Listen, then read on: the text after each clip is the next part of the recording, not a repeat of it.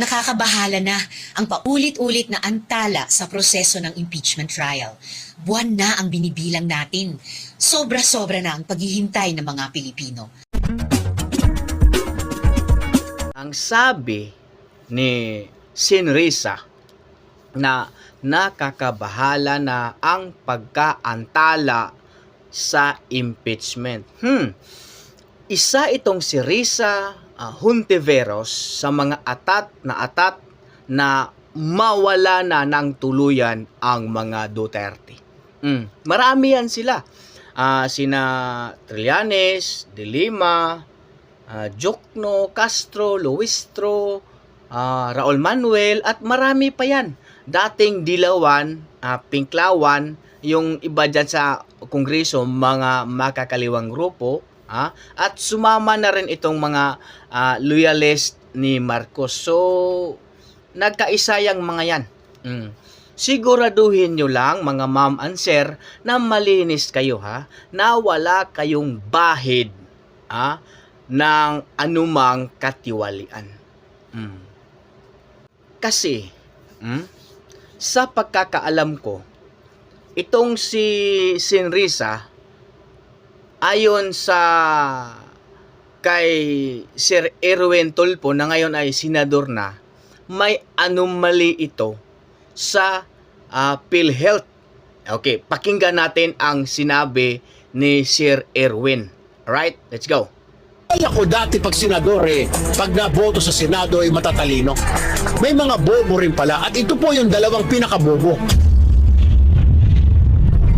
Alright, ikaw naman Hontiveros, magpunta tayo sa inyo, ganun din Bukas yung linya ng aming telepono so that you can explain, B-O-S-S-I-N-G. Alright?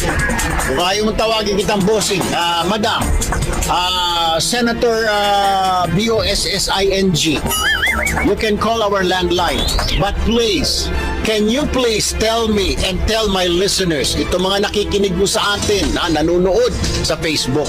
Ano na ho nangyari doon sa pinapasuli naman sa iyo ng Commission on Audit noong 2017, ay noong 2015, nung ikaw ay Board of Director ng PhilHealth? Umabot sa 1,760,000 na mga bonus at allowance ang pinamudmud ninyo sa mga sarili ninyo. Ano na? Sinrisa, atat na atat ka. Palagay ko ikaw ang dapat i-impeach. Ayun ang palagay ko. Yung kay BP Sara, 125. Lang yun. Yung sa iyo, bilyones. Itong sa'yo, 1.7 billion. Alin ang malaki? Yung 125M or itong sa iyo? Bakit hindi tinatalakay ito sa Kongreso? Bakit itong kulangot ang pinagkaabalahan nila? Di ba? Itong si Trillanes. Ito ang sabi ni Trillanes sa kay BP Sara. Na kunwari lang daw, hindi takot, pero sa loob-looban, umiiyak daw sa takot itong si BP. Ito, Gusto ni Tonyo din na ma-impeach na si BP Sara para makabalik na siya. Kasi ang mga Duterte ay malaking banta sa kanyang career sa politika. Pero, malinis ba itong si Tonyo? Ayon pa, kay Sir Erwin Tulfo. Pasok, Sir Erwin Tulfo. Aba, noong panahon ni Pinoy, nakatanggap si Senador Trillanes ng mahigit 200 milyong pisong pondo, 245. Mula sa Disbursement Acceleration Program ni Pinoy at Butchabad, 245 million. Alam niyo kung saan ginasta ni Trillanes yung 245? Ay, ginasta niya sa mga project sa hangin.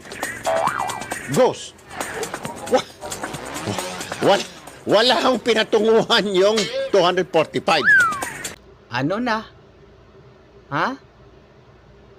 Ano na? Yan ba? ang magko-complain na pabilisan ang impeachment, kayo tong dapat i-impeach Itong kay BP 125M, itong sa'yo 245 million. Alin ang malaki? Ha? Itong si Dilima. Di ba may kaso yan? Drug related?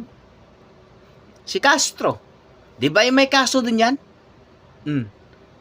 Kadalasan o karamihan sa mga kongresista na atat ma-impeach si BP Sara,